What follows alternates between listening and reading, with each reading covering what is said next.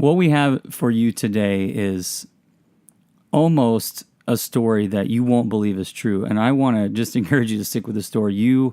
There's some twists and turns and things that, again, it's remarkable what you are about to hear. And we cannot wait for you to hear the story. Hello. Hello, Matt. Yes. Jason Brewer. Hey, Jason. How are you? Good. How are you? Doing all right. Good. Thanks for your time to join us today. Well, I'm gonna call Will right now and add him to this phone call so that we can all be on the same line. Okay. Real quick.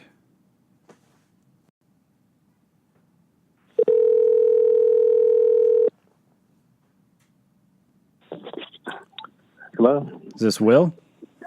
Yes. Will, this is Jason Brewer from Never the Same. How are you? How you doing, sir?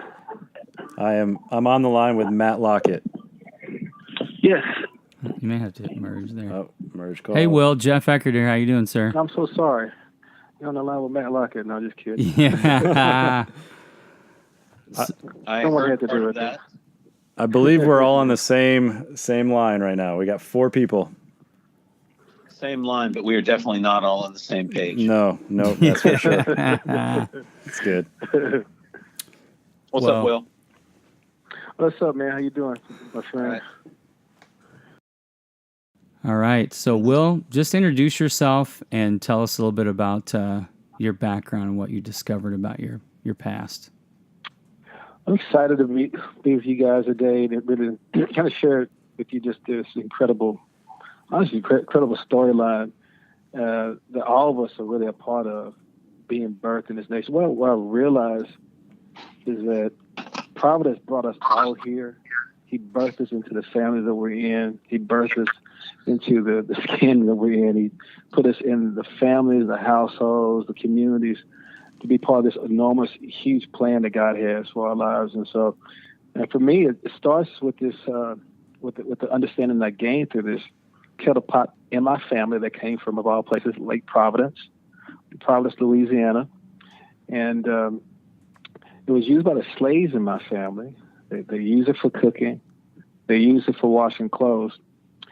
And it was secretly used for prayer. I didn't know much about it. I saw it in the backyard of my grandmother's house for years.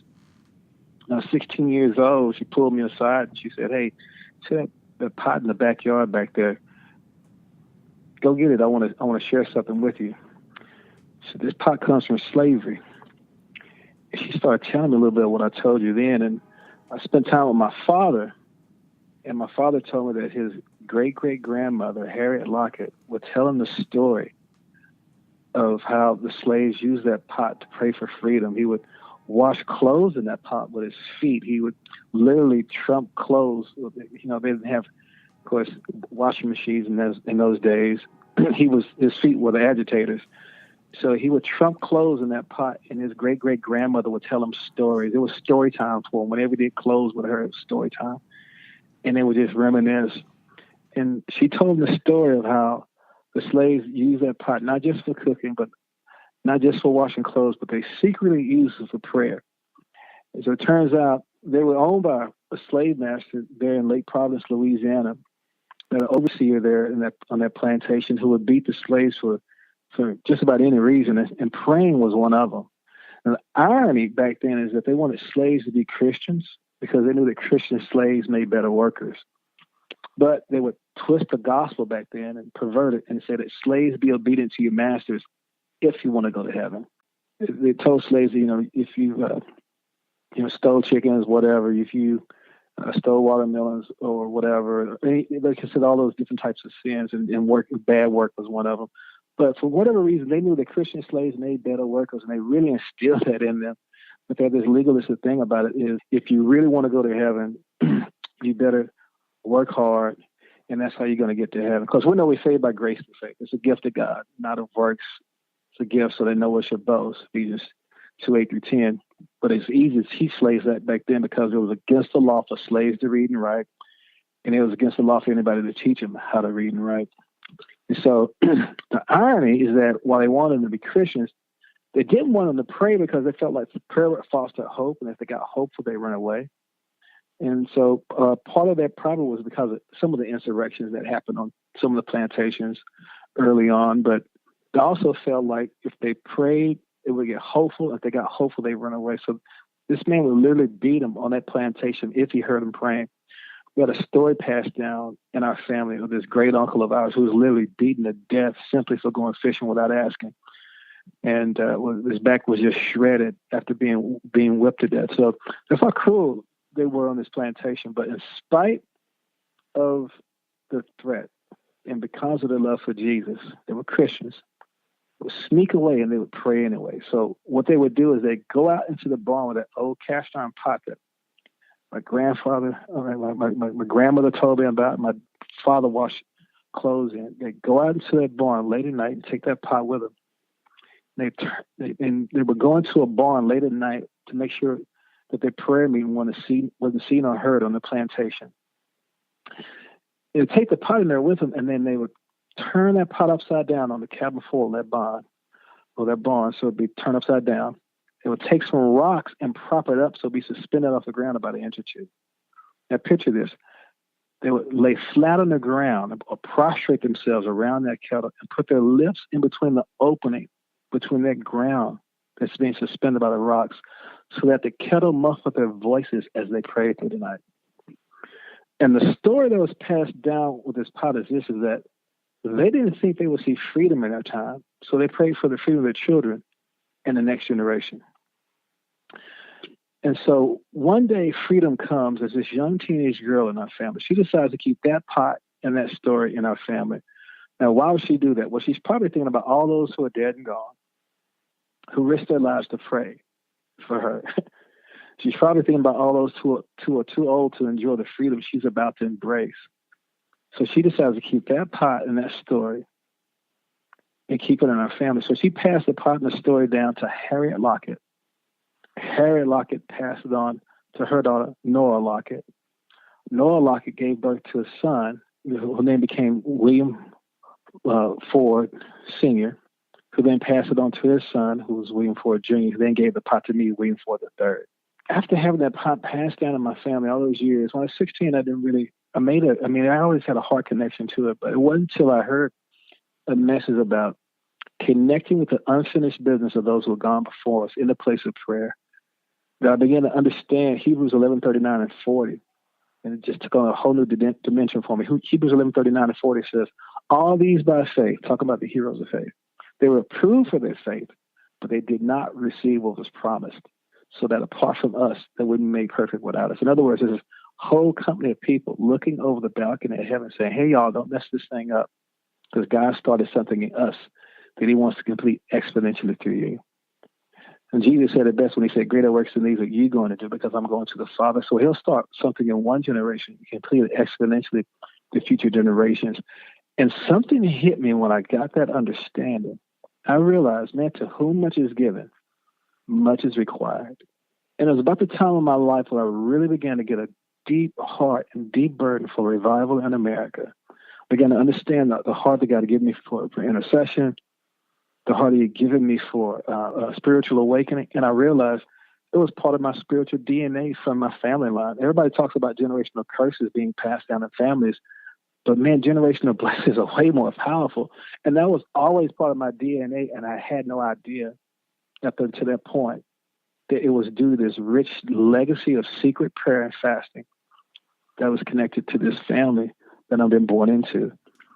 And then I remember, of course, there's these prayer bowls in heaven. There's a prayer bowl every family. This part in my family just is a good symbol of how they, your prayers are caught. But it was just used by them as an acoustic means just to keep their prayer meeting secret. But Revelation 5 and 8 says there's a prayer bowl that catches our prayers. It's a golden bowl, I think, because that's how precious our prayers are to God. It's collected like incense. I believe over every family there is a prayer bowl. There's a prayer bowl every family. There's a prayer bowl over every community, every city, every nation. There's a prayer bowl over our nation.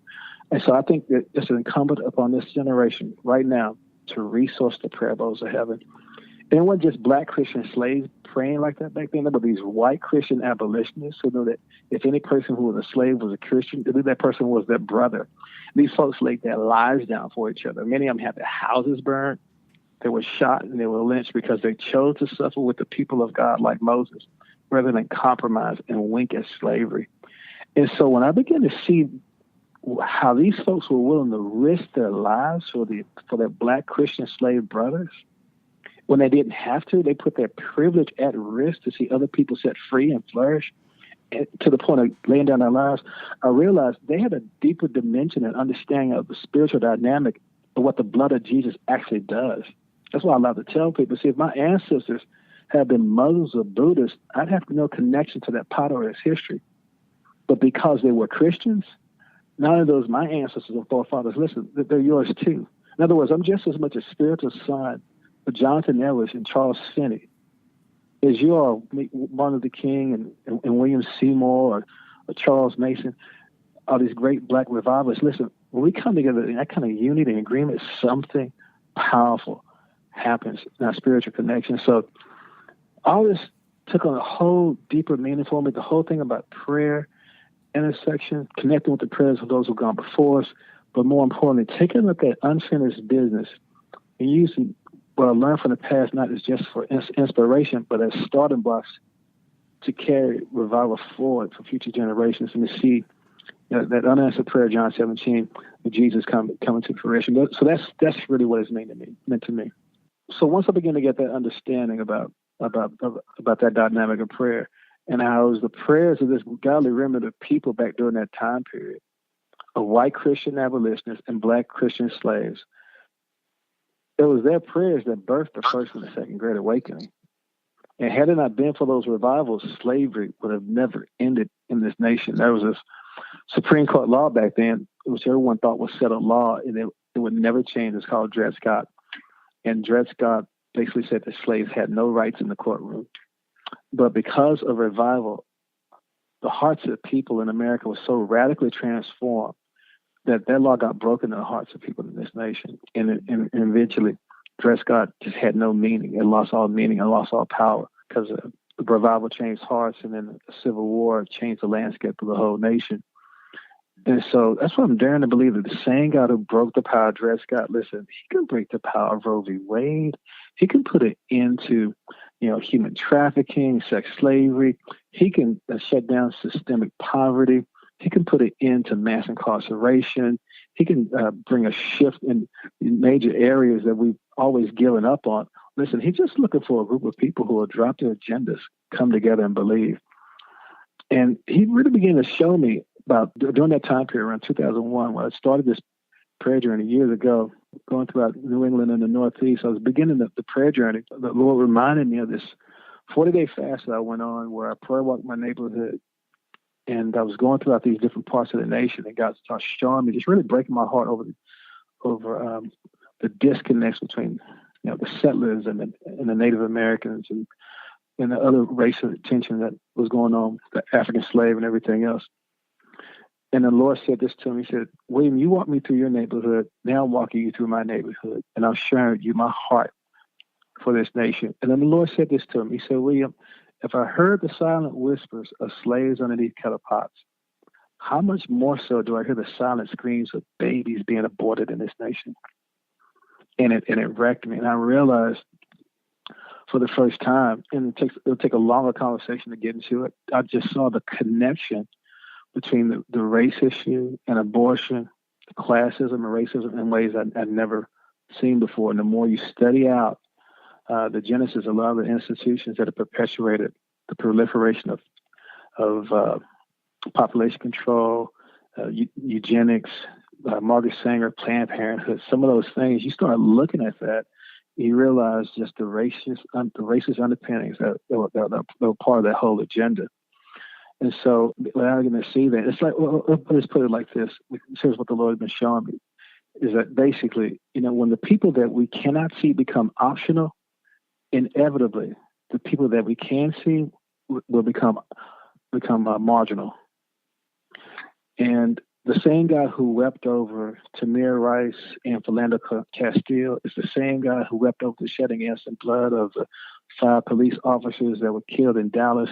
And he's the same guy that weeps over the shedding of innocent blood in the womb. He weeps over it all, and it's all connected in deeper ways than we realize. So the Lord began to speak to me about this civil rights movement that he wanted to raise up, that this time included the unborn, and began to deal with my heart to be a part of that movement. He gave me a dream. This dream I had about Martin Luther King. It was right before I was getting ready to go to Dexter Avenue Baptist Church with my friend Lou Engle. We're going to do a reconciliation service there. Dexter Avenue Baptist Church is the first church that Dr. King preached at where the civil rights movement broke out. But before I go there, I had a dream about the dream of Dr. King. In the dream, we're on our way to Dexter Avenue, but we have to go by this house to pick up Dr. King. And in the dream, of course, it's a dream. He's alive. And he comes out of this house in this dream. There's this huge white duffel bag with black handles on it. And in the dream, he starts emptying all this dark garbage out of the duffel bag. And he throws the bag down violently to come and get into this vehicle with us. In the dream, I turned back to go pick up the bag as a souvenir. But before I could touch it, Dr. King grabs me on my shoulders and he says, "No, do not go back and pick that up." And in the dream, he starts telling me what I need to do to heal the race issue in America. And I wake up from the dream. I didn't even realize it. I've been weeping in intercession all night. My pillow was soaked with tears.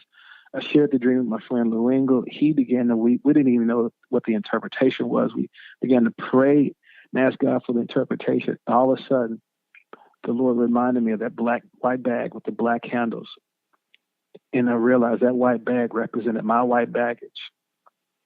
And the black handles represented how my generation of blacks have handled that white baggage. God was saying to me, "William, get rid of your white baggage. You've been carrying it for way too long."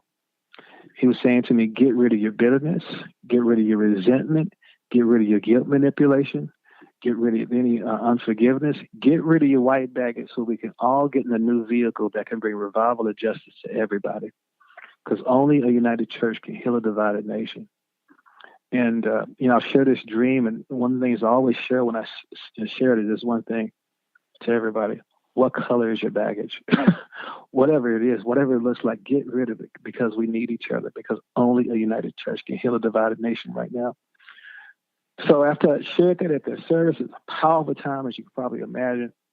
And Lou said, "You know what, Will, I want you to share this dream and share your story with the kettle in Washington, D.C. It's January 17th, 2005. It'll be Martin Luther King Celebration Day. We'll have a gathering that day at the Lincoln Memorial where Dr. King did the speech, and then I want you to speak that night." So, but little did I know, the rest of my unfinished business was about to come to fruition. So, My name is Matt Lockett. I live in Washington, D.C. I actually direct a prayer ministry on Capitol Hill. Have been here since 2005. Also direct a pro-life prayer mobilization ministry around the country, actually in several countries, called Bound for Life. And I wanted to tell you a little bit about how I got into all of this. It's pretty unexpected. My friend Will shared his story, and he brought you up to a particular day. It was January 17th, 2005. And I want to hit pause there for a second and go back a year. It was actually 1 year exactly to the day, January 17th, 2004, that I had a very unexpected moment happen. My father passed away, and that was a surprise. It wasn't anything we were expecting. And, I'm an adult man, and, maybe some of the people listening to this podcast haven't gone through an experience like that, but trust me, someday you will. If you just take a moment right now, think about how much you depend on mom and dad. Throughout your life, you depend on them to provide for you, but then more importantly, to tell you who you are. They tell you the stories of your family and where you came from and things that have happened in the past. And I, for me growing up, that I was no different. But the problem with us was we didn't really know much about our family. And my dad passed away on January 17th, 2004. And it really threw me for a tailspin. to be honest. I've been a Christian most of my life. In fact, I got born again when I was 15 years old, and been well established in the Lord for most of my life. And yet, when I lost Dad, you start asking the hard questions in life. They're good questions, but here I am, an adult Christian man, and I'm asking things like, who am I? Why am I here? What am I supposed to be doing with my life? What's the story that I'm supposed to be telling? And those are good questions. Those aren't questions of doubt. Those are actually really good questions that our Heavenly Father wants us to ask at any stage in life. Those are really good questions to ask. I mentioned that it was a painful thing for my family about family stories and history, because our family didn't know where we came from. You know, my dad was one of 16 siblings, and what's strange about it is that somewhere along the way, the story broke down and fell apart. Somewhere along the way, somebody stopped telling the stories. And so my dad and his generation, they didn't know where they came from. It was, you know, he would actually make a joke about it and say, well, I guess we're just a bunch of mutts from Kentucky. You know, he would laugh about it, but I knew that it hurt his heart. You know, he, you know, just like anybody else, you want to know where you come from.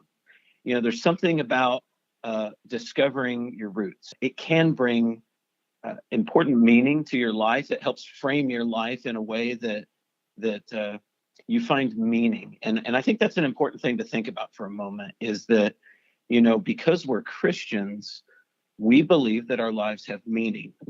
We don't believe that anyone is an accident. We don't think that God sneezed and accidentally you fell out here in the timeline and oops. God doesn't make mistakes. And, you know, we have all these cliche sayings that we say, but it actually is true. God doesn't make mistakes. God has a plan. He has a plan for you. He has a plan for your life. And you know, we've said those things, and maybe they haven't carried meaning for us as Christians, but boy, they have a lot more meaning than we realize. And so I did something unusual. I decided that I was going to do what no one else in our family had ever done. I was going to get the breakthrough on where our family came from. And the reason it had been a mystery was because there had been a loss of the records. You know, somewhere someone stopped telling the story, but then there had been things like courthouse fires. And the genealogy was gone. And you know, genealogies they can be fascinating, but there's something more to them because we're looking for meaning. As Will shared earlier, you know, God will start something in one generation, but he's looking for successors to step into the world of answered prayer in a later generation. So I decided I was going to start digging. And I spent all of 2004 looking for answers. And what was really frustrating was I finished that year more frustrated than I had begun the process, because I hit all the same roadblocks that everyone else in our family had ever hit. You know, I had cousins, aunts, and uncles that had tried this before, and I hit all the same roadblocks that they hit. And so I was finishing 2004 in a place of emotional frustration and kind of just, you know, I look back now and I call it the divine discontent. Something was wrong and I didn't know what it was, but I look back now and I know it was God. And so it was during that time that I had a dream.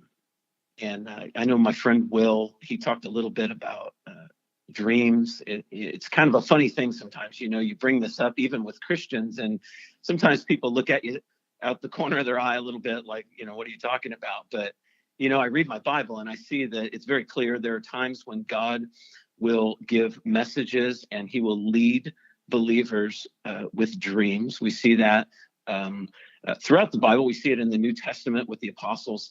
And, you know, this was one of those times where the Lord was speaking, and he spoke to me in a dream, and it was a strange dream. And I don't have time to get into it now, but in the dream, he began to talk to me about the ending of abortion in America and how he was going to bring that about through day and night prayer.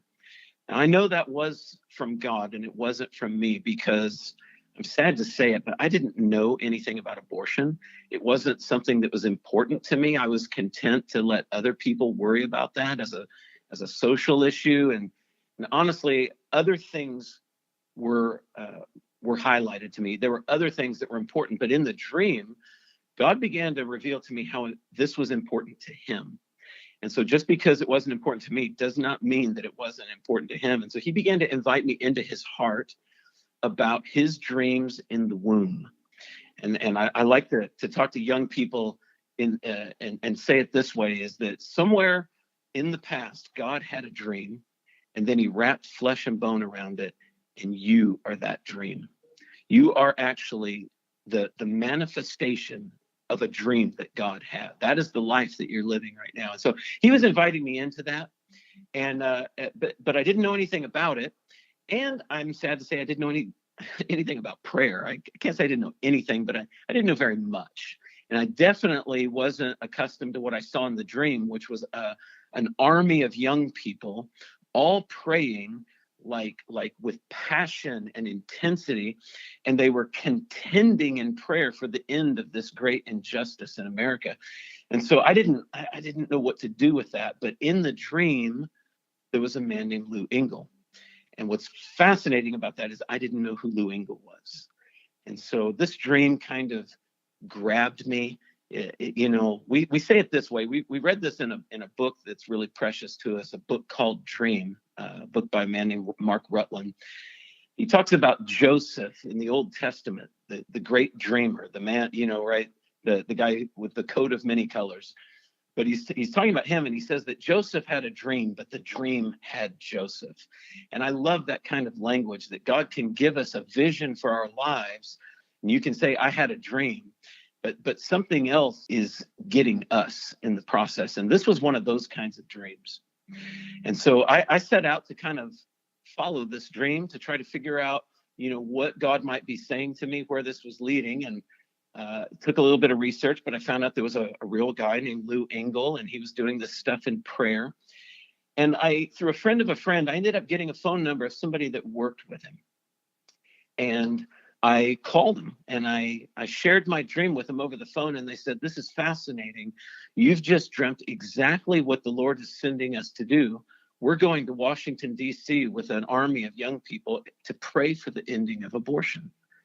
And he said this. He said, we have a conference coming up in January. We're going to gather at the Lincoln Memorial on Martin Luther King Day. I think you should come to it. God might have something for you there. And I thought the whole thing was kind of weird, to be honest, but I couldn't get away from it. And so I got my hands on a recording of Lou Engle preaching. And I was praying about whether or not to go to this gathering. And I don't know what he said in this message. I don't know what the whole thing was about, but he made this one statement that stuck out to me. And I want to share with you real quick what he said. He said this: what moves you? What is your passion? Stay close to the burning bush in your life. What burns in you and never goes out, when you find something like that, draw close to it and you'll hear your name called. Of course, he's referring to Moses and his encounter with God at the burning bush. He saw a bush on fire and it wasn't going out. But it says that in the scriptures that when God saw that, he turned aside to see that there was a moment. It wasn't enough for him just to see it and keep moving on. It says that when he turned to see this thing, then God calls to him and he says, Moses. End of that year where I'd had this painful experience about losing my dad, trying to find my roots, and I'm hearing this statement, and I just had one prayer that I began to pray after this. God, I want to hear my name called. And I got to tell you, that is a really good prayer to pray. That God, I'm looking for a place of encounter with you. I need to hear my name called. And so I began to make plans to attend this gathering in DC. But as I was preparing for a couple of months, honestly, I could only pray one thing: God, I want to hear my name called. God, I want to hear my name called. And so I took time off work, and I spent my hard-earned money, and I traveled across the country. I took my 10-year-old daughter with me, and we went to Washington, D.C. And I found myself standing on the steps of the Lincoln Memorial on Martin Luther King Celebration Day, the day where he stood in that very place, and he said, I have a dream. And we did a prayer gathering there that day, and we began to contend for revival in America. We prayed for the ending of this great injustice of abortion in America and the release of a new civil rights movement in America that includes everyone. But what's fascinating is that it was in that place, in that very spot, that's where I met my friend Will Ford. And it was January 17th, 2005. So I'm at the steps of the Lincoln. I don't know why we're there. I just am kind of like observing what's going on. And I met Will Ford there that day. And it's such a historic spot. Of course, that's the place where we celebrate the life of the great emancipator Abraham Lincoln. It's the spot where Martin Luther King Jr. gave the I Have a Dream speech. But that day we were there to pray. And that night we gathered at a local church, and this man, Will Ford, pulled out onto the stage this large black iron kettle. And he began to tell the story that he shared with you earlier about how his slave ancestors had used that kettle pot to pray for the ending of slavery. And I'm listening to that story, and I'm just a mess of emotions, because I just gone through this year of searching and was frustrated. And of course, it was the 1-year anniversary exactly to my father passing away. And then Will was telling the story, and he said this, it stunned me. He said that the kettle had been handed down to Harriet Lockett, who handed it down to Nora Lockett, and then down to his grandfather and father, and down to him. And I was stunned, because think about this. For the months leading up to this gathering, I had one prayer that I was praying: God, I want to hear my name called. Now I'm sitting there looking at this kettle, and I'm literally hearing my name called. So, after the service, I went up and I met Will, and he'd never met a Lockett before. And he asked me this. He said, how did you spell it, with 1 T or 2? And I said 2. And he said, well, our Lockett spelled it with 1. And he said, well, where are you Lockett's from? And I said, well, actually, we don't really know. We think from Kentucky. And he said, well, our Locketts were down in Louisiana. And we thought it was this amazing coincidence, but it was enough that we prayed together that night. We prayed for just some very heartfelt prayers for racial reconciliation, because we felt like that's what God was highlighting. Prayed for revival in America, prayed for each other. But more than that, we became connected as friends, and then as brothers, and really just as lifelong covenant brothers. I love this man. I love his family. He loves my family. We've been running together for over 12 years now, and we're just trying to do life together, and we're trying to love each other well along the way. And I kind of think that's the way it's supposed to work. I think that's actually the way we're supposed to do things. And our lives have had their ups and downs. And in fact, my life got changed radically. It was through this whole process that God called me out of the marketplace, and I became a full-time missionary in Washington, D.C., and relocated my family there. And I wanted to share another dream with your listeners. And it was when I first got to J-Hop, one of our young leaders had been praying and fasting, and they had this dream. And in the dream, they were standing in a hallway that was lined with courtrooms all the way down. And the voice of the Lord spoke in the dream and said, either you deal with Roe v. Wade in your courts, or I will deal with it in mine. And at the end of this long hallway, there was a huge courtroom, and on the door it said Appomattox Courthouse. Now, that's a sobering dream for us. Most people don't get that. I usually have to stop and do a little American History 101. And basically, it's 1865, and General Lee is surrounded by the Union Army down in Richmond, Virginia, and they break through, and Lee goes into retreat across the state of Virginia. And he gets to the middle of the state. They're running out of supplies, they're running out of ammunition, and he gets to a place called Sailor's Creek, and he can go no further. They get stuck in the mud, literally, and they turn their cannons around, and they make their last stand on April 6th, 1865. And the Union Army wins the battle that day. And 3 days later, Lee surrenders to Grant at a place called Appomattox Courthouse. So that dream is really important to us. We've held on to it all these years, because in it, the Lord is highlighting the violence and the severity of the American Civil War, how it was fought over slavery, over an injustice, over the shedding of the blood of the African. And he was likening that, he was associating that with abortion. And so, as you can imagine, that dream's very sobering to us. It's very important. And we've prayed all of these years, God, we don't want to go to another Appomattox. Give us opportunity to deal with this injustice in our courtrooms. And so that's why we pray for the courts in America. It's why we pray for the United States Supreme Court. And now fast forward a little bit. Lou Engle was going to do a gathering in Virginia, another one of these large-scale prayer gatherings that he does. And he called and he said, if we're going to do this, we got to go pray at Appomattox Courthouse. We'd never actually been there. So we went there together. And you can go into the farmhouse where Lee surrendered to Grant. And it's a historical marker. Of course, you know, these statues to these Confederate generals and things, that's a hot topic in America right now. This history is important for your listeners because the nation is fighting a battle right now over this history.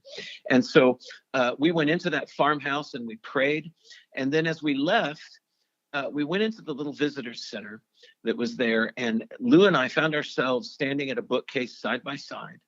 And he grabs the first book off the shelf that caught his eye and he opens it to a random page. And I kid you not, it was a page called The Battle of Lockett's Farm. And he asked me, what's this? And I had no idea. And it was really kind of a shocking moment because, again, I feel like I'm in a holy moment, like a Moses moment where I'm hearing my name called. So I buy the book and I began to research it. And what I found out was that the last battle of the American Civil War was fought in the front yard of a family named Lockett. And so, in fact, when Lee had turned his cannons around, he was in the front yard of that family, and the Union Army was in the backyard. And the Union Army won the battle in that place, and surrender is what followed. And so I'm stunned by this because I've been praying this Appomattox Courthouse dream for nearly a decade at that point. And I'm thinking, this has got to mean something. This can't be a coincidence. And it was right about that time that my brother did something that none of us had ever been able to do. He got the breakthrough in our genealogy. And so he'd been using some online tools and some different connections have been made where all of a sudden the whole thing opens up. And he comes to and visits me and he says, you know, I got us all the way back to 1645. And I can't believe what I'm hearing, but he says, we came in as settlers through Virginia. And I said, oh, you're not going to believe this. Have I got a Virginia story for you? And I began to share with him about the Civil War. And he stops me. He says, wait a minute, that's not that place down by Sailor's Creek, is it? I said, that's exactly where it is. He said, I just found that documentation. That was our family. So think about this. After a decade of praying the Appomattox dream and contending against this injustice in America and praying that we wouldn't be driven to another Appomattox, I find out not only was it fought in the front yard of a family named Lockett, it was my family. And I'm stunned by this revelation, but I had to do the next thing. You know, I have a team that I pray with here. We got in a van and we drove down to that place to visit it. You know, we found the house is still there. It's still riddled with bullet holes. It's been preserved as a piece of history. But in the front yard, there's a stone marker, and on it says, "Here Lee fought his last battle." So there's no exaggeration here. This is the place. So I met the man who lives there now, and he invited us into his living room. And I'm shocked because I walk in and framed and hanging on the wall is the Lockett genealogy. And I look at it and it's exactly the research that we had just found. It's my family. So there's no question about this. And he asked me, what do you know about your family? And I said, well, we don't know much. And he said, well, some of you left here and went to Kentucky. And that's the part we knew. And he said some left and went different places. Some left and went to the deep south. But then he said this, some left and went to Louisiana. And in some cases, there was clerical errors where in these old handwritten ledgers. And he said in some cases, the spelling of the name was changed and it only had one T. And I'm hearing this and I can't believe what I'm hearing. And I'm thinking this can't possibly be true. But I gather up all this research and I fly down to Dallas and I spend a day with my friend Will Ford and we look at all of this together and we just weep over it because we can't believe what God was revealing. So Matt shows up and I've been kind of following what had been happening a little bit. He and I were sharing back and forth. He finds out that the Civil War ended in his family's front yard. And I was blown away by that for 3 or 4 months, And then he shows up with me in Dallas, and he gives me this new information. Because remember the last time we talked, like 9 years earlier, we've been friends, good friends. It's like 19 years up to this point. And like when he first took over Bound for Life, for example, he asked me to be one of the first board members when he took it over. So we've been, in this deep exchange, heart exchange, connected as brothers all this time. This always was like a pause in our minds, like, hey, what about your family being Lockett or whatever? We just kind of dismissed it after a while and thought it was just this nice, cool connection. But now he's showing up with this information, and we're like shaking. Because remember, my oldest known family member in my family, we knew that we had this man named Isaac Lockett, who was like the oldest known family member. I had a genealogist do research for me. And he found a man named Isaac Lockett, who in the 1870 census, he's living in Lake Providence, Louisiana. And in the census, it says that he was originally from Virginia, but was shipped from Virginia down to Lake Providence, probably because he was willed off to a family member or a friend, somebody down in Lake Providence, down in Lake Louisiana. So we did more research. Matt and I texted back and forth for quite some time. And here's what we found out after a year of research. Matt's family is the family that owned my family, where that kettle pot came from in Lake Providence, Louisiana. Imagine this now. Spiritually, what's going on? Here's my family down in Lake Providence, Louisiana, right? Why Lake Providence? Because maybe the Lake of God's Providence is way deeper and wider than we know. Maybe there's a redemptive reason and purpose for every family that we're born into. Maybe there's a bigger storyline going on than what we realize. They're down in Lake Providence praying for the ending of slavery. Then all the way up in Virginia at the farmhouse of the people who used to own them, slavery comes to an end in their front yard of the people who used to own them. They're in Virginia. They're at their farmhouse. But then, because he's the God of the past and the future, he takes 2 people from those same family lines, Matt and I, and he connects us and weaves us together to connect to this storyline and to war against injustice in our day and the cry for awakening in our time, which is just powerful and compelling when you think about it, right? But then as we started doing more research, as God would have it, we started finding out more information. Once the genealogy opened up, it just seemed like there was no end to what we were finding. And so imagine how I felt when I discovered that my connection to the story was to that of the slave owner.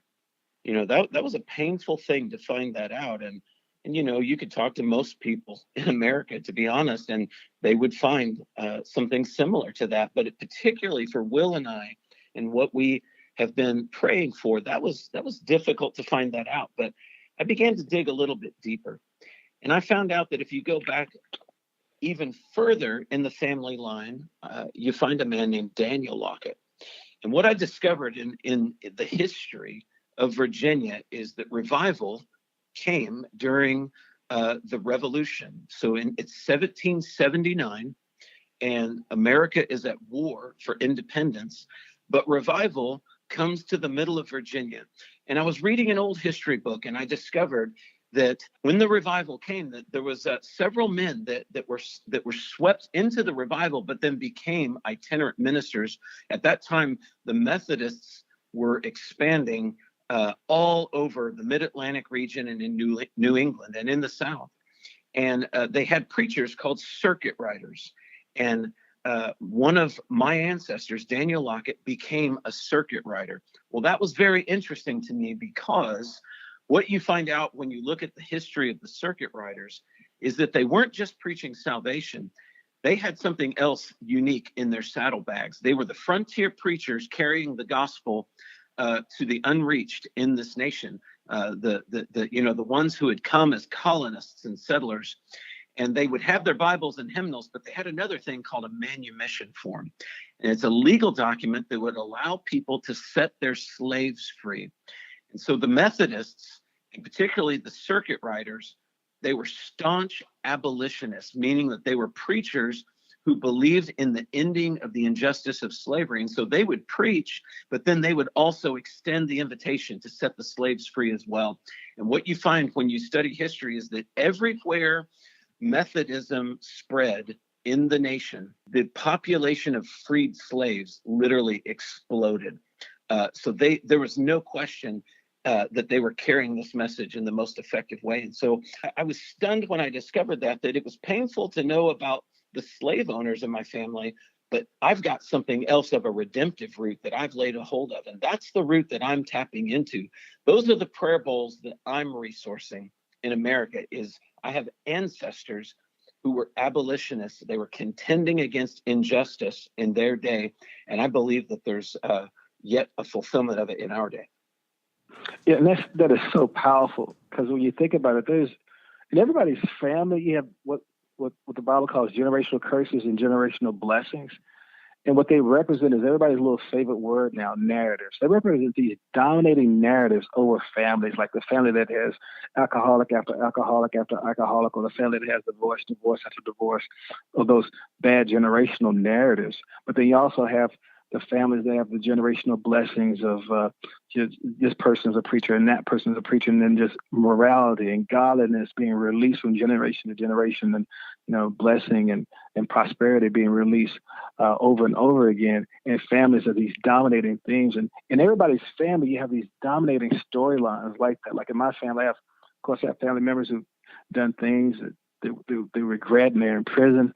I have stupid stuff that God by His power, delivered me from. But then I have these folks back here who are praying for revival in the ending of slavery, and became this powerful spiritual inheritance for it. Of course, Matt had family members in his family who owned slaves. They also had family members who secretly taught slaves how to read and write, and also had family members this one who was a revivalist and an abolitionist. In other words, everybody's family. Now we have these dominating themes right now in all of our families of generational curses and generational blessings. And what God is shouting to America right now is this: listen, what storyline do you want to be a part of?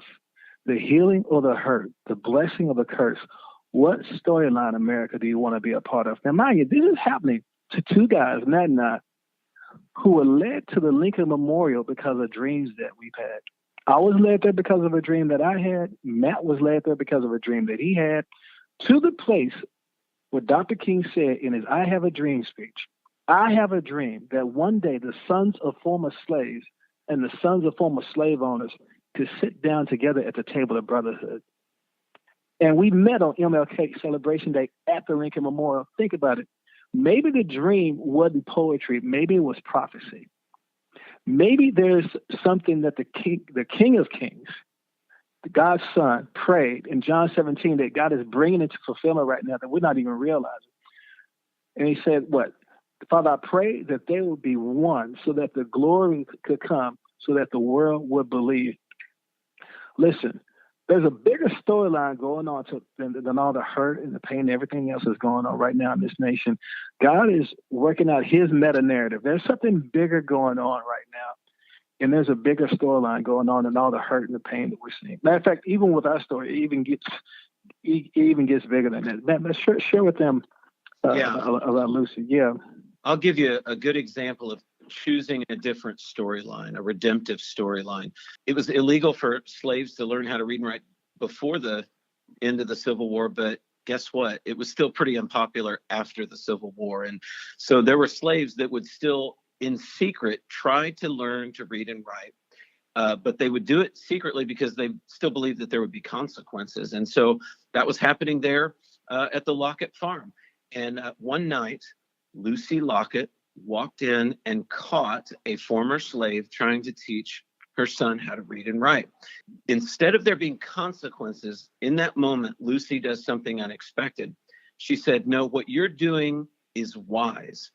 And then what she does is she takes over tutoring the young boy how to read and write. This story is recorded in his autobiography. He actually became a man of importance and note because he replaced Booker T. Washington as the president of Tuskegee Institute. He was an educational advisor to presidents. And in 1922, he gave the dedication keynote speech of the Lincoln Memorial. So think about that. Think about the intricacy of the story that God has woven together. That we're way beyond coincidence. We're way beyond coincidence at this point. This is the thumbprint of God, and He is shouting, "I have a story to tell. I am in control of every moment, of every detail of our lives. We just have an opportunity to say yes to it." Yep. Yeah. So the very man, Robert Moden, who gets taught how to read through the Lockett family, winds up being education advisor to 4 presidents, president of Tuskegee University after Booker T. Washington turns it over to him. And then when the Lincoln Memorial is built, he's the one that does the dedication speech. He does the dedication speech for the Lincoln Memorial, where Dr. King does the speech, and where Matt and I meet later on. It's just, the story is crazy. And there's one last thing we'll share with you, and that's this. In this family also, there was the history that's connected to the flag. Go ahead and tell them that story real quick. I forget the names of the people right now, Matt. There was one member of our family, a man named Napoleon Lockett. His wife, Mary, and he moved to Marion County, Alabama.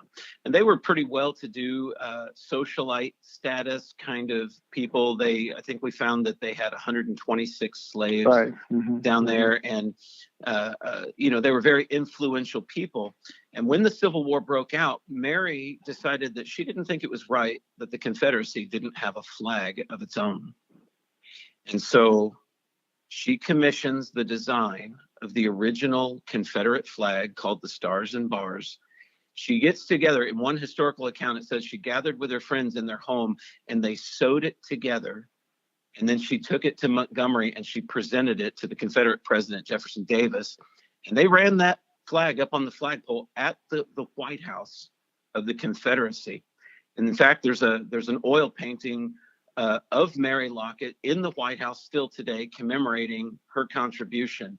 But Will, go ahead and share with them your perspective on that. Yeah, so think about it. So through that one flag that was put up there by Mary Lockett, the deal is this: Mary Lockett and her friends sewed that together in their house there in Marion County, Alabama, and hand-delivered it to Jefferson Davis. Eventually, that flag, because it looked a little bit too much like the Union Army flag, they decided to change it so it looked like the Confederate flag. But suffice it to say, the deal is this: Mary Lockett became basically the Betsy Ross for the Confederacy.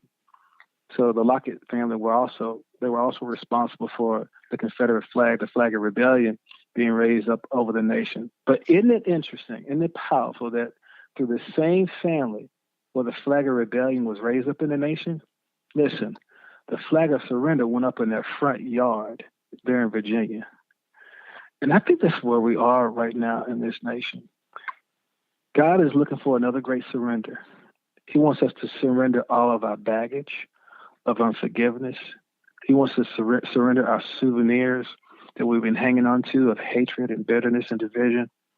There's another great surrender that's coming to this nation, and we need to be a part of pursuing God for mercy right now to bring healing to this nation, especially in the church right now. So what you're saying is that you discovered, Matt, that your family were the owners of Will's family.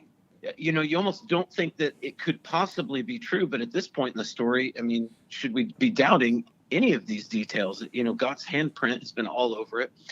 And that is precisely what we discovered is, and we can prove it through our research, that it was my family that historically owned Will's family as slaves. See, it wasn't uncommon for slaves to take the last name of their slave owner. And the way after the war, Will's family, they didn't want the slave name anymore, so they dropped it and they took the name Ford. Yeah, but my grandfather, he was born originally Lawrence Ford to Noah Lockett.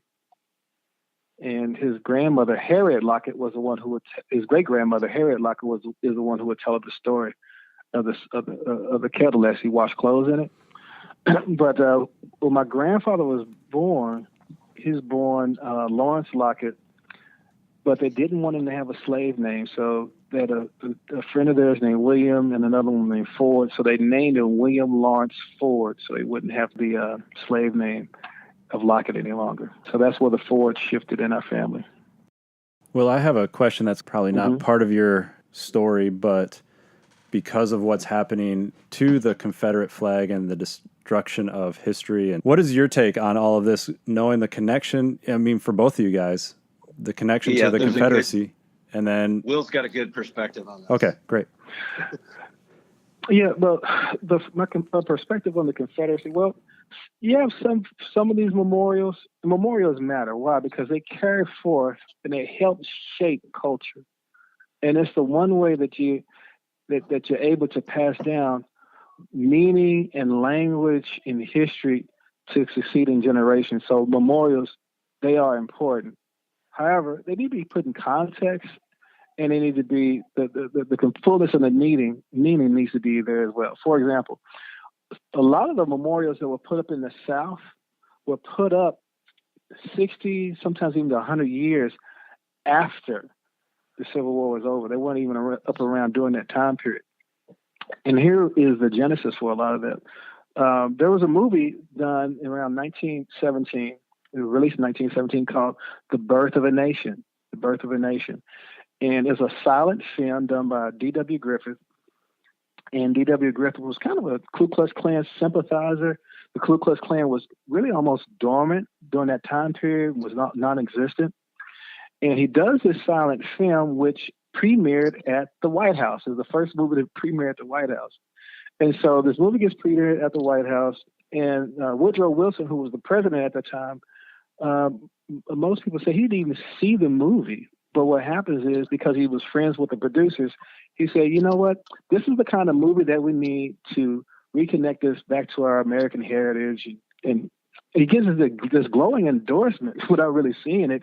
But the whole movie was about the Klan and really gave this glowing, like romanticized, vision of the Ku Klux Klan. So the influence of that movie just goes throughout all the country. And it was in 1917 that in Charlottesville, Virginia, a group of people decided, you know what, let's put up a Confederate memorial to Robert E. Lee here. And then also on Stone Mountain in Georgia, guess who comes back into existence? 1917, the Ku Klux Klan that had been dormant and totally non-existent. So they come back. And so 7 years later, 1924, that's when that Robert E. Lee Memorial goes up there in Charlottesville, and then all across the country. You start seeing Robert E. Lee memorials and other things. And the interesting thing is Robert E. Lee was a very, of course, just like anybody during that time period, very nuanced man. He was trying to work through the cultural things that were going on. He was a Christian. And yes, he was in Stonewall Jackson was too. And they were struggling also with the whole thing of slavery. And what people don't know is that, Robert E. Lee refused to wear his Confederate uniform to the unconditional surrender signing. And he had them take the Confederate battle flags down because he wanted to unite the country. That's where he was. There was a slave, a man who was a former slave in a church service once, and people didn't want to serve him communion. And Robert E. Lee came down to take communion with that man to break that spirit of division in the church. So these were people who were working through the cultural issues in that time. So we can't totally demonize them, but we can't gloss over them either. So you see the Civil War iconography thrown up throughout the South, romanticized, and you would think when you see this stuff, of course, remember the time it's going up, the Jim Crow era is going on. So people are throwing this iconography up, and they're connecting to supremacy in a sense. They're connecting to a time where they rule, and that's the kind of prevailing influence that was there in the day. So do some of the memorials need to be taken down? Perhaps. But I have another suggestion. Why not we tell the rest of the story? Why not have a statue of Robert E. Lee right there and put up another statue right next to him of William Lloyd Garrison, who was an amazing abolitionist? Why not put up another statue next to it of Frederick Douglass? Why not put up a statue of some people praying underneath the kettle pot, which brought the end of the rule of the Confederate Army? In other words, tell the rest of the story. Here's my my concern with taking all of the memorials down. Do some of them maybe perhaps need to be put into museums? Maybe, but I would prefer another statue or whatever put up next to them. And here's why. In a postmodernist culture, they have no narrative. They have no absolute that they like to hang on to, right? Everything's trial and error. Everything's about trial and error. It's not about absolutes. If that's the case, it's all about what? Stories. So it becomes all about who controls the storyline. And so eventually what happens is if we wipe out all the conflicts in our nation and take them away, where is God's storyline of how he helped us to overcome these things? So the concern I have is that if people try to take away all of the memorials without putting up something else up at the same time to tell the rest of the story, eventually what happens is God's storyline gets taken out of the fabric of the country. And that's the one thing I'm concerned about. Wow. That's great perspective. Yeah, that's incredible. You've maybe made it obvious here, but your story is incredible. And it's clear that through providence, God has brought you together. Why do you think God has brought your story together at this time? I think three things. I'll say real quick. One, no one is a mistake. All life is precious. People are shouting Black Lives Matter, White Lives Matter, all lives matter. God is saying drill down deeper. Life matters to him. That's one. So I believe when God gets this serious about the details, when it stops being symbolic and it gets very specific about details, I believe he's basically putting an onus of a lot of responsibility on it. But he's also letting us see, one, he's serious about life. Two, he must be very serious about healing the race issue. And three, he must be very serious about bringing revival to this nation. It really feels like it's a message for such a time as this. You find yourself in these moments, and moments matter.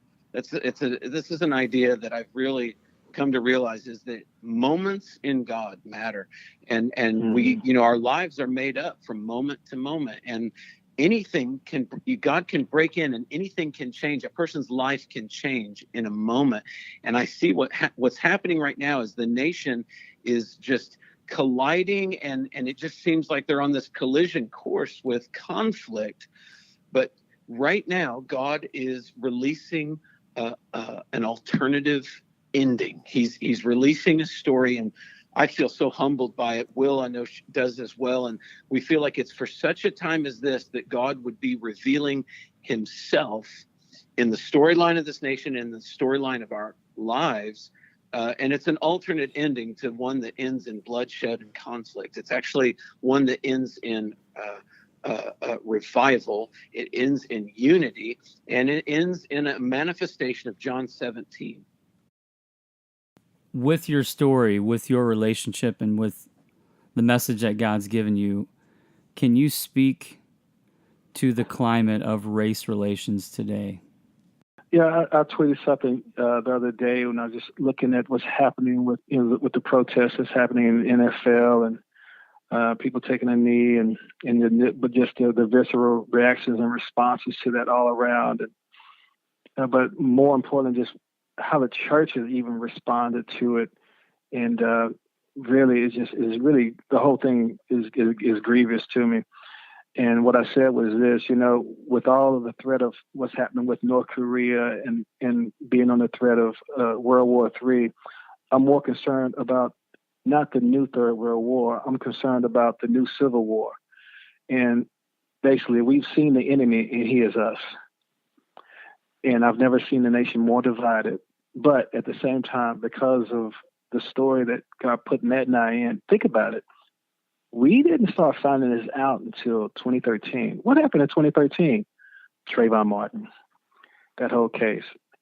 And really that was like the genesis that really was the catalyst where people start talking about what's happening with the police, what's happening with systemic poverty, what's happening with mass incarceration. It was like the one thing that kind of was a tipping point where all these things became to come together to form this narrative that we're in today. So listen, my thing is there's a bigger storyline going on. There's a meta narrative that God has us part of. And our heart is to connect the church to that narrative that God has to bring healing and hope to the nation right now. There's always a couple of powerful moments when Will and I share this story. And, we've been all around the country. We've shared this in churches and conferences. We've shared it in secular civic settings. And it's always the same. When Will talks about his dream about getting rid of your baggage, there's almost like a collective sigh from everyone, whether you're white or black or whatever color you are. There's a collective sigh at that statement. But then I do something else when I talk about it. I acknowledge the pain of my African American brothers and sisters, and I said, if you've never been in a setting where someone has acknowledged what you're saying and acknowledged the pain that you feel, I want to be the first to do it, and I apologize in these settings. And there's another collective sigh that happens. I think that it's so critical that the church would have a higher perspective, a God perspective, because everybody's got a perspective. We talk about this. There's a white perspective about what life looks like in America. There's a different black perspective about what life looks like in America. And those two things couldn't be more different right now. And the two aren't hearing each other. But guess what? God's got a perspective too. And I think I think the onus is on the church to own it, to own the day, to own the message of reconciliation, and to preach it with authority, but not just preach it, but live it. Yeah, exactly. Our main audience is youth workers. And you said, Matt, you just said the church should own the reconciliation. And so can you guys each take 60 seconds to say, what can youth workers do with their students to convey this healing, this reconciliation? Yeah, if I was a youth worker, 2 Timothy chapter 2, verses, I think it's 25 to 27, that would be my playbook. But the Lord's bondservant must not be quarrelsome, but must be gentle, patient when wronged, able to instruct, so that those who are in opposition may repent and come to their senses and escape the snare of Satan, who has taken them captive to do his will. The deal is this. The first part of that verse is so key. It says, we're the Lord's bondservant. We're not the liberals' bondservant. We're not the conservatives' bondservant. Left wing, right wing, the whole bird is sick. We need to focus on being the Lord's bondservant, which means our focus should be on manifesting fruit in the middle of the dialogue.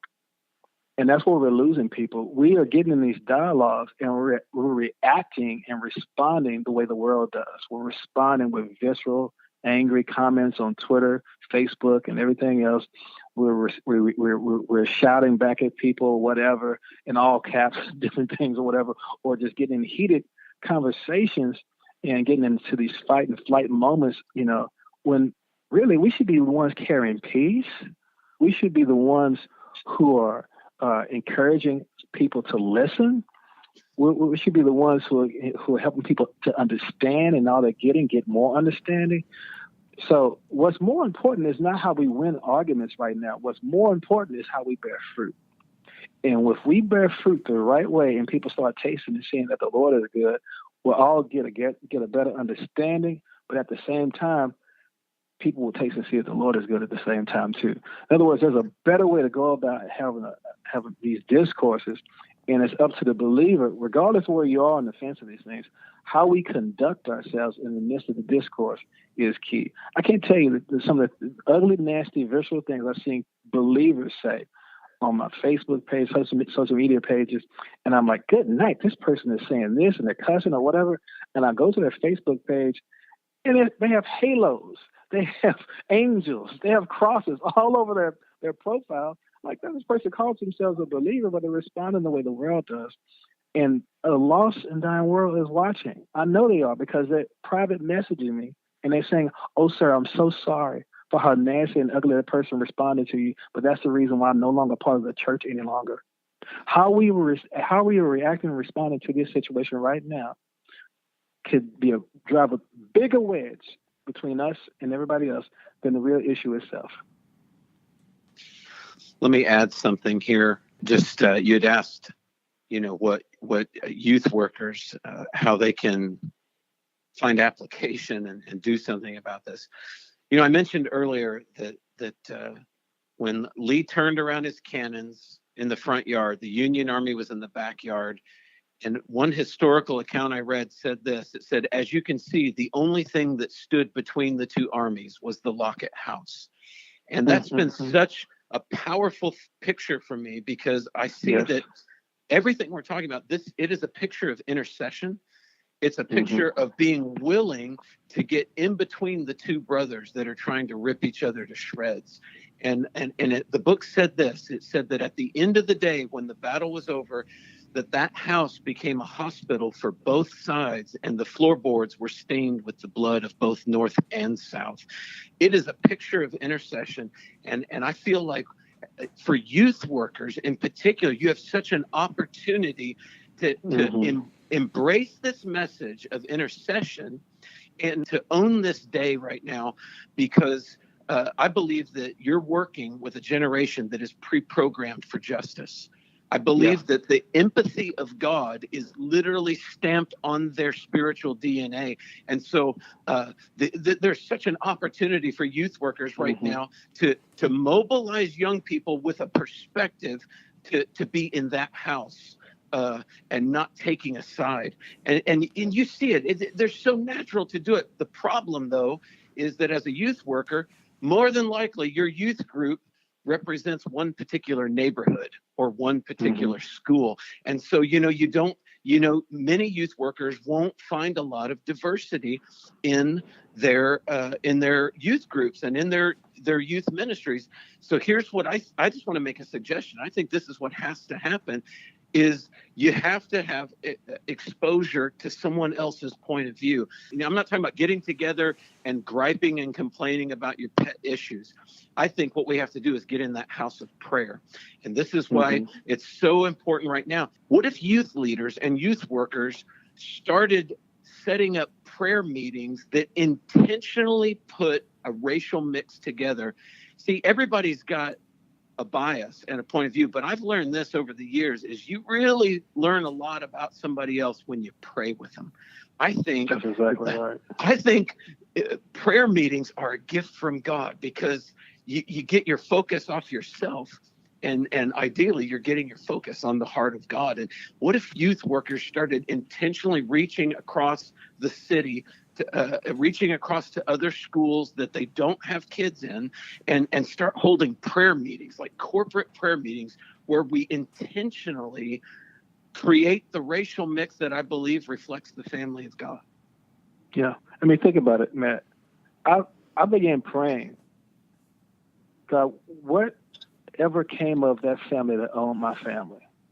I prayed that intentionally for about a year, and I prayed it when I was at Dexter Avenue Baptist Church there when Lloyd and I had that service, the reconciliation service. And then where did I meet you? I met you in a prayer meeting. In a prayer meeting. I met you in a prayer meeting, man. And so the deal is, that's what God is going to meet us. That's what we're going to meet each other. If you really want to see the healing come, it's going to come through us coming together in a prayer meeting. The same thing about that Lockett's farmhouse. They turned it into a hospital for both sides. And that book also records that former slaves became nurses and worked with those white nurses, and they worked together to heal the wounds of the brothers that have been fighting against each other. That's where we're going to find each other. We're going to find each other at the cross. We're going to find each other in the house of prayer. We're going to find each other in the place of prayer, and God's going to heal our nation. I love what you guys are doing, because you're getting the students within a school to pray together. But what if they start reaching to the school that's on the other side of the city? Yeah, that's exactly right. right. Oh my gosh. That's right. I know. When people start praying together, that's when all this stuff starts happening. Yeah. Yeah. Well, I've heard it a number of times, and I've read the blog, and I'm blown away every single time I see this. And obviously there were some new details that were added to it. And Will, I've never met you, but man, I've known about you for years. And so I'm inspired. I am encouraged, and I love the fact that God is working in both of your stories and has been for generations. And so it's, oh man, I'm so moved. Yeah. Pray for us. We're finishing the book right now. Awesome. Yeah, for sure. One more thing I'll add, and then we'll go because I know we're time short. But Okay. man, I believe the Lord showed me something a few months ago. I think I've shared this with Matt, but in Mark 9, when Jesus healed the boy who was possessed, and everyone that witnessed it saw him turn into what looked like a corpse, and a lot of people said that he had died. And yet that was the process he had to go through before he was restored, and that was part of the healing. And I think what I feel like the Lord spoke to me was that we're at the early stages of that healing process, and right now what we all see is the corpse. We all see the negative, and that's part, you got to go through that painful threshold of healing, but I'm becoming more and more convinced that we're at the beginning of his healing in this, but we have to recognize we may see what looks like a corpse, but God has renewed that and something is happening inside our soul. And I just feel more and more like that really is happening. That's the word God's given me to share in regards to that. I agree with you on that. This the sports in this nation has been it's another idol, Yeah. and it's been our way of escaping everything. We want to escape anything, our day or whatever. We can just tune into sports, and now we can't run from the stuff we like to run from. Yeah. We run right into it with sports now, and then even for those athletes, I mean, with some of the stuff that's even happening with people boycotting or whatever, we're going to see the power of these principalities that have been controlling us in so many different ways begin to get drained as we have to focus on some very hard truths that we have to focus on, that we have to address to bring healing. And that's what God is doing. He's driving the nation to our knees, both knees. That's right. In one way or another. So I don't necessarily like the protest, but that's the one thing that's happening with all of it is that the Lord is, he's dealing with all of our hearts, man. He really is. Will, I don't know, Will, if you connected the dots here, but Jeff's the guy that shared his faith with me when I was 15. Oh, snap. There you go. There's a reaction. Yeah. Wow.